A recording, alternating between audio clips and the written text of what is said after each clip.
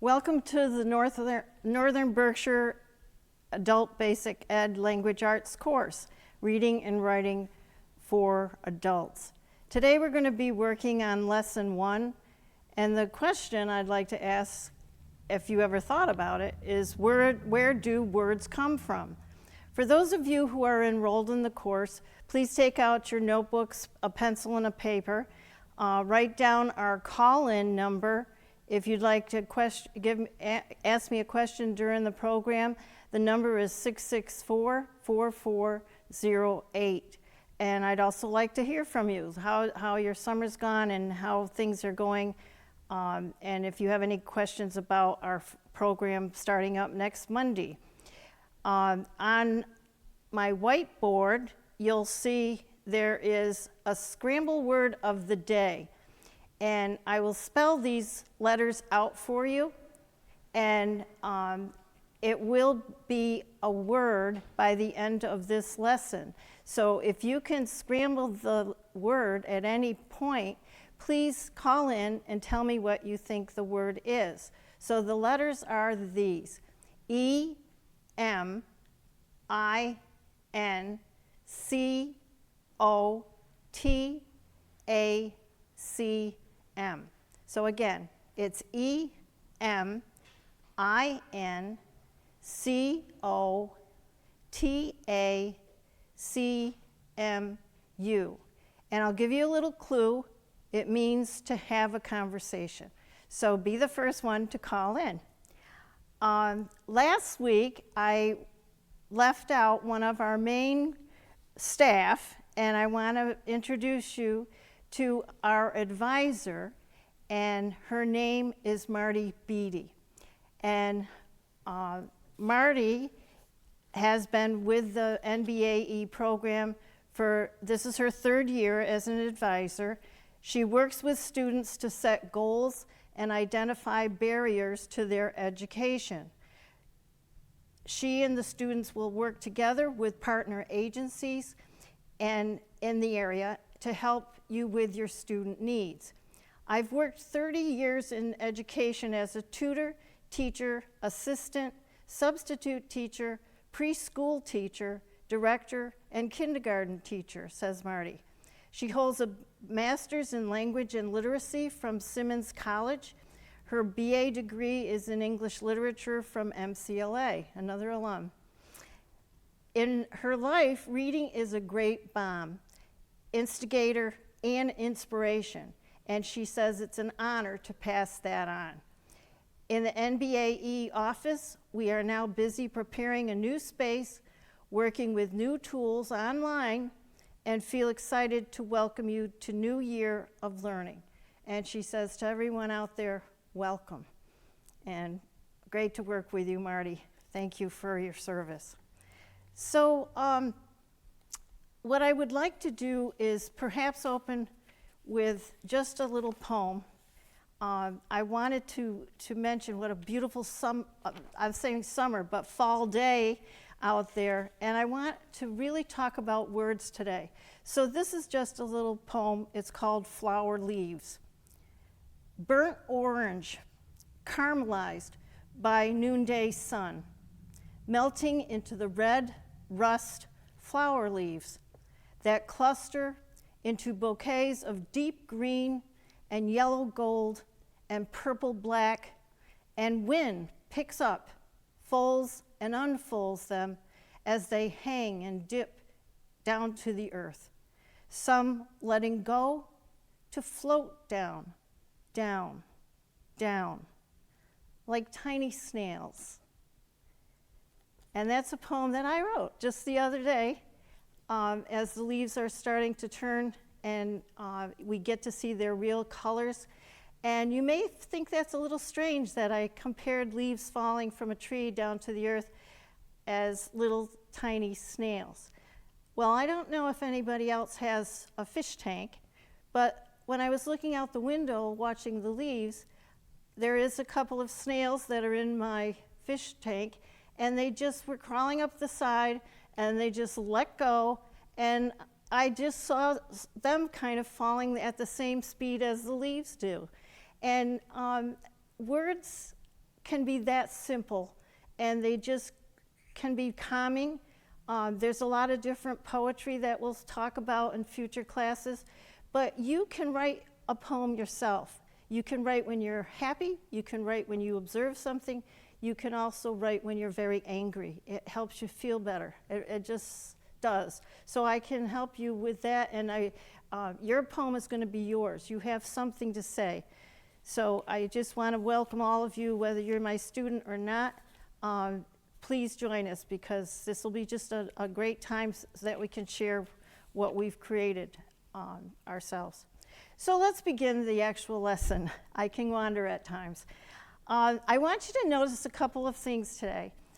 Before you are some books all lined up, and I want you to also notice this book holder.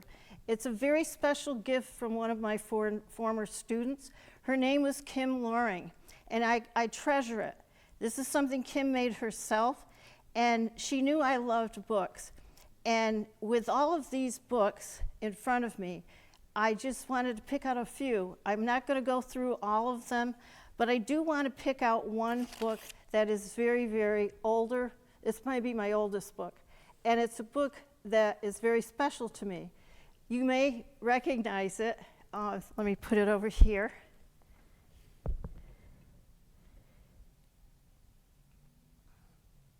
Sorry, Peter.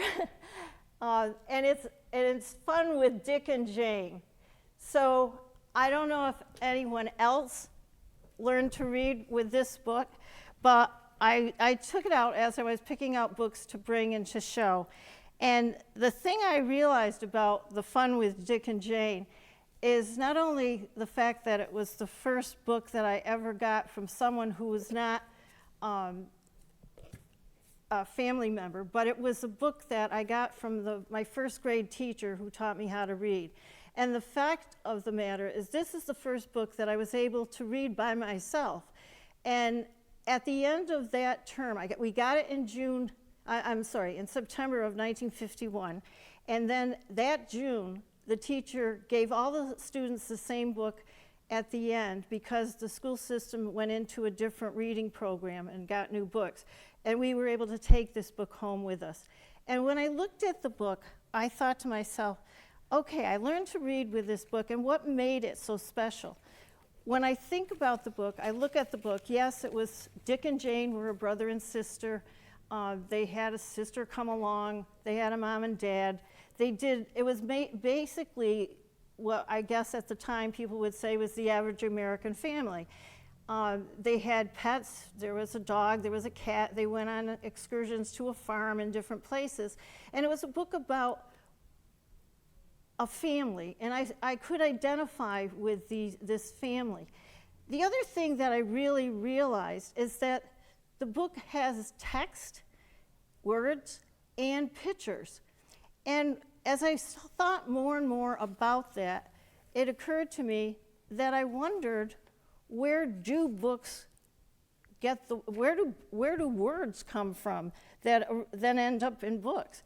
So when we're trying to find out, as many historians will tell you this, start with where you are and go backwards for the origins of things. So if we do that, we can say, all right, we have a book in hand. A book is made of words. Words are made of letters. Letters are made of sounds. And sounds are, well, what are sounds? Do we have to have a sound to send a message, to communicate? It turns out that the answer is perhaps surprising. There are many theories about this. Scientists one of the more acceptable theories is that scientists believe that the first way we as a species communicated was by gestures. And I would like to show you a picture of a woman scientist who is known for her work with chimpanzees and apes. The woman is Jane Goodell, and what you'll notice is she is reaching out and a baby chimp is reaching toward her. And for years, she lived with the apes and chimpanzees, and she studied their behaviors. And many, many scientists since her have studied the fact that the apes, their closest cousins, always use gestures. And but the problem with apes and other what they call quadruped animals, they usually walk around on all fours. And the fact that they do that, some scientists believe that is what limited them to eventually forming words. Apes are the closest, apparently. There's other creatures that do communicate, such as dolphins and things like that. But the only humans that can speak are Homo sapiens. We do believe, based on certain archaeological digs, that there is a difference between the apes and man. So I want to show you another picture.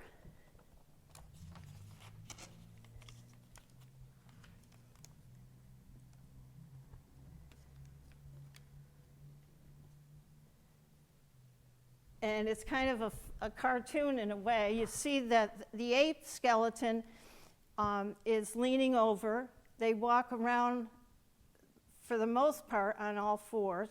You can't read the text there, but it does suggest that the human is standing, and now he can not only carry things, such as a book, but he also then can make more gestures, and he's also upright, and the skeleton is a little different. It still supports the animal, both animals, but the ape actually has longer arms, so they can hang from trees. We don't hang from trees, and things like that. So there are differences, and it's possible, just possible, that there's a reason why we actually form words and they don't, but they're still studying such a thing. We do know that the first humans, however, were called Homo erectus. Let me show you them.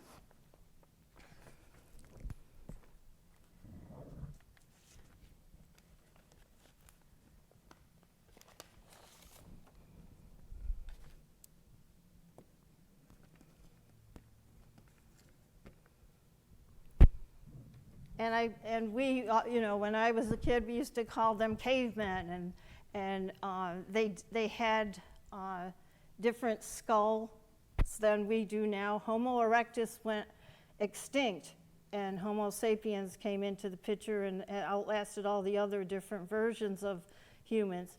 We do know that Homo erectus did make tools.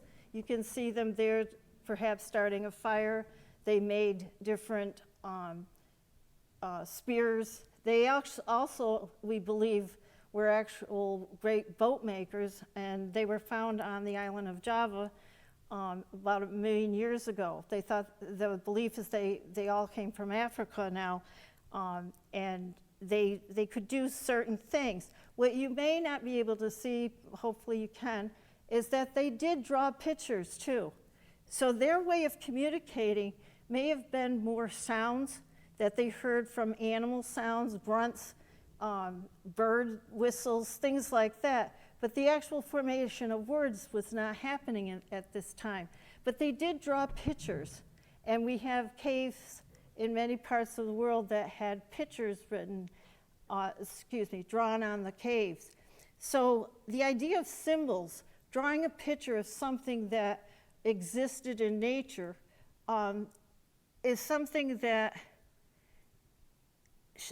appears to be a way of perhaps art, but also perhaps communicating with another person. I saw this, and it looked like this, and then someone else could then gesture, yes, in some ways, that I saw that too, and they could communicate using signs or pictures.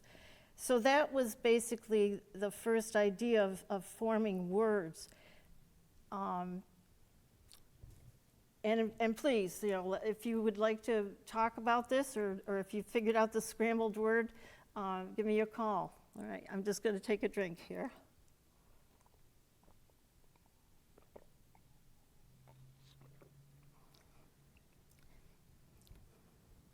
So one thing that we do know that humans do, and have always done, is they use their senses to understand their world. They use sight, sound, smell, taste, touch. We do too. And so when we are trying to communicate with another person, we can show things that we experience. With the idea of gestures connected to symbols or pictures, I want you to think for yourself now, what are some of the gestures that you do where words are not a part of them? You could go like this, and that would mean, shh, be quiet. You could say, good job, okay. And everybody in our culture knows what that is. You could say, and I won't even get into some of the things that we all know are gestures that mean a certain things, because those are signs where you don't need words to communicate. So why do we use words? Other animals use warning sounds. Other animals apparently communicate. People say crows, for example, as a bird, have a wide variety of sounds, more than other birds. Every species somehow communicates danger. We had a deer in our backyard today, and the other day, 2 fawns came into our backyard with a young buck with antlers. I was very surprised to see that, and I had never seen that before. But they were twin fawns, and the buck, when he heard danger, he stopped really very loudly, and they immediately left the yard. So, I mean, there's ways with sound to communicate. But humans appear to be the only ones who have developed the idea that drawing then turns into word formations. As different cultures do different things, I wanted to talk a little bit about the idea of using pictures first before I go into alphabet formation. So let me get over to our whiteboard again.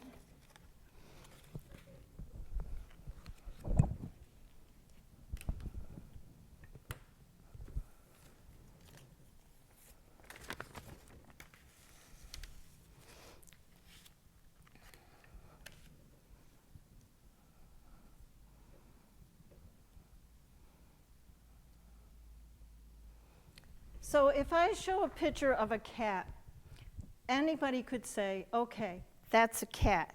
But we all know different cats are different colors. The diversity of cats is remarkable. There is some history behind the fact that cats originated in Africa and then dispersed throughout the world. What's interesting to me about cats is that cats were very sacred, especially, I'm sorry, I said Africa, but specifically from Egypt. And cats in Egypt are represented as there's a god with a cat head. There's other gods that are very distinct. And cats are mysterious. If anybody is into cats, they know that they are their own distinct animal. But when you see a cat, you know that a cat is not a bird, say. You know that a cat is not a caterpillar. You know that a cat is not a monkey, per se. Whoops, let me bring those up a little bit. So when you start drawing pictures, not only can you say, yes, I've seen something that looks like that, and it's not the other three. A human, when they're learning what things are, you're noticing with the sense of sight, say, when you're looking at a picture, but you can say, yes, this does something, and it moves on all fours, it has a tail, but so does a monkey. But you know it's different. You know it's different than a monkey. You know it has 4 legs, not like the bird that has 2, and you know that the cat can't fly. So there's things that you notice that are the same or they are different with pictures. When I mentioned Egypt before, I do want to talk a little bit about the development of alphabets, because you can't have words until you have alphabets. So the written language in Egypt, we believe, started as a pictograph language. It was more carving of pictures, and it was more like hieroglyphics, and that's what they called it. Let me show you.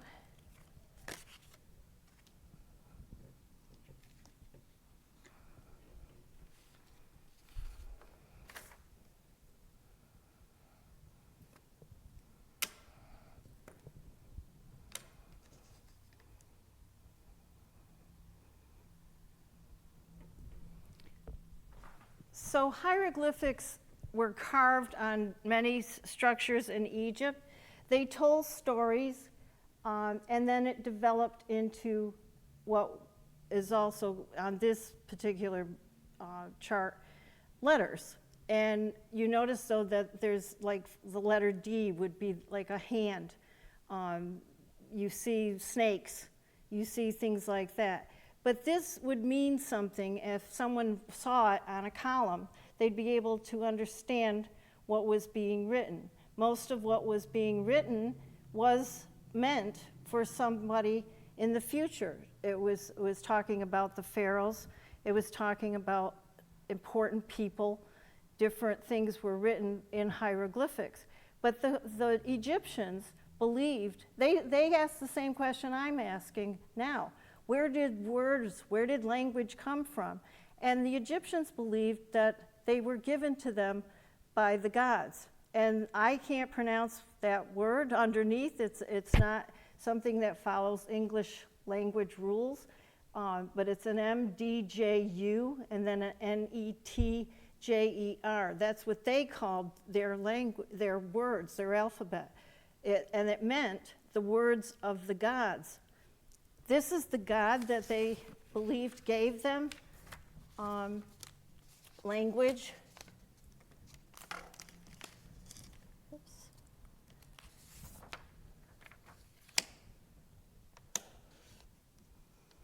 It was the god Thoth.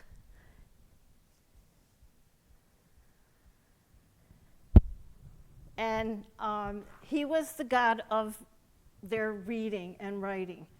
And they just they had no idea where the hieroglyphics came from or who started them. No doubt it was an artisan of some sort. It's just a mystery to this day. But they believed that the alphabet came from God, their God, Thoth. And let me continue.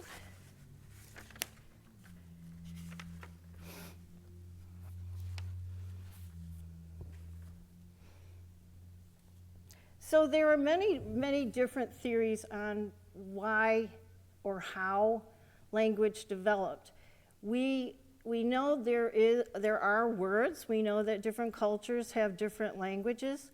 In the Judeo-Christian Bible, we see in Genesis that God gave Adam the gift of words and had him name all the creatures. That's the story in Genesis. We also know that the Bible has the Tower of Babel as a story that represents why different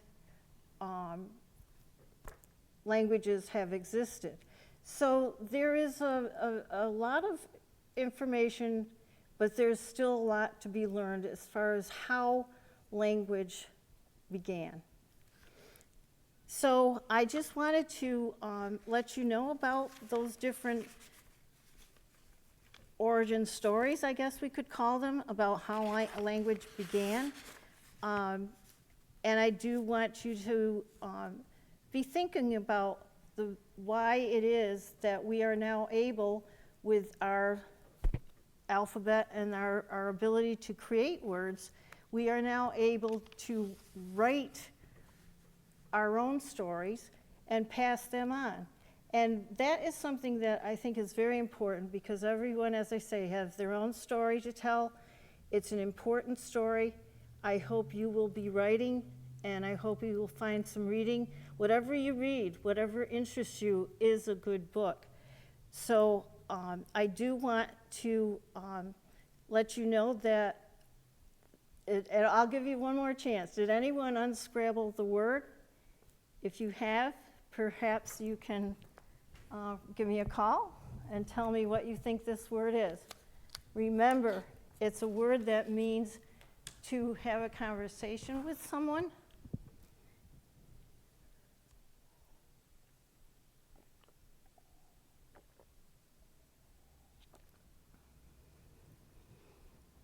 I can give you a clue. The word starts with C.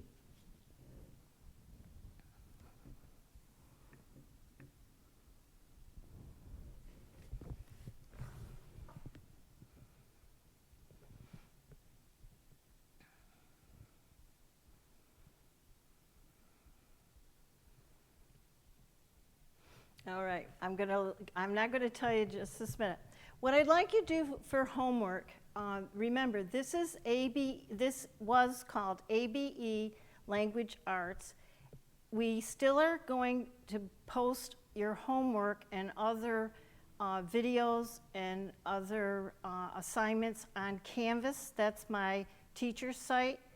You can go on to Canvas. You are still listed on my Wednesday classes. We always met at 3 o'clock. The homework will be in there for next week. So next Wednesday, look on Canvas, and you know what the password is, and you'll be able to find your assignment there. So I'm going to write down what the word is, so you know what it is. It's the word communicate. C-O-M-M-I-N-A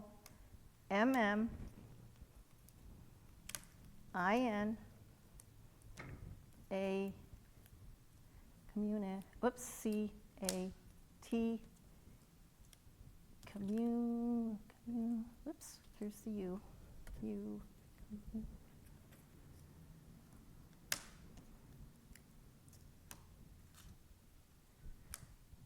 And that was your scrambled word for the day.